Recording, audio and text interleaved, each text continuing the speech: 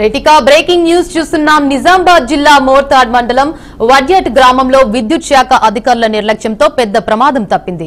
గ్రామంలోని హనుమాన్ మందిర్ గల్లీలో మైపాల్ ఇంటి ముందు వేలాడుతున్న విద్యుత్ తీగలు ఒక్కసారిగా తెగి కింద పడ్డాయి.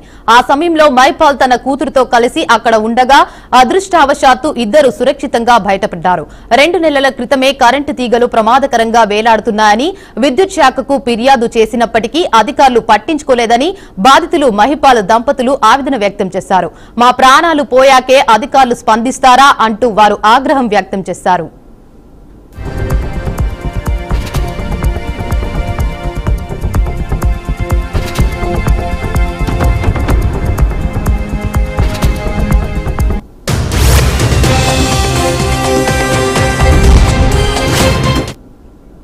నా భర్త కూతురు త్రుటిలో ప్రమాదం నుంచి తప్పించుకున్నారు. ఒకవేళ ఏమైనా జరిగితే మీరు ప్రాణాలు తెచ్చి ఇచ్చేవారా అంటూ మహిపాల్ భార్య సంధ్య విద్యుత్ అధికారుల తీరుపై మండిపడ్డారు. గ్రామస్తులు కూడా లైన్ ఇన్స్పెక్టర్ చాలా కాలంగా స్థానికంగా నివసించడం లేదని ఫిర్యాదులు చేసినా అధికారులు పట్టించుకోరని ఆరోపించారు.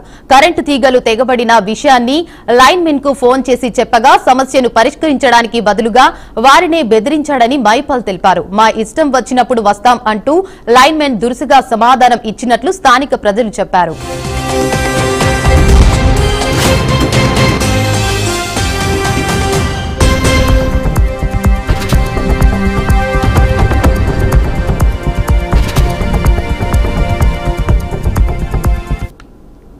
ఇక ఈ ఘటనపై విద్యుత్ శాఖ ఉన్నతాధికారులు వెంటనే స్పందించి ప్రజల ప్రాణాలను ప్రమాదంలో పడేస్తున్న కింది స్థాయి అధికారులపై చర్యలు తీసుకోవాలని, అలాగే ప్రమాదకరంగా ఉన్న విద్యుత్ తీగలను వెంటనే సరిచేయాలని వడ్యట్ గ్రామ ప్రజలు డిమాండ్ చేస్తున్నారు.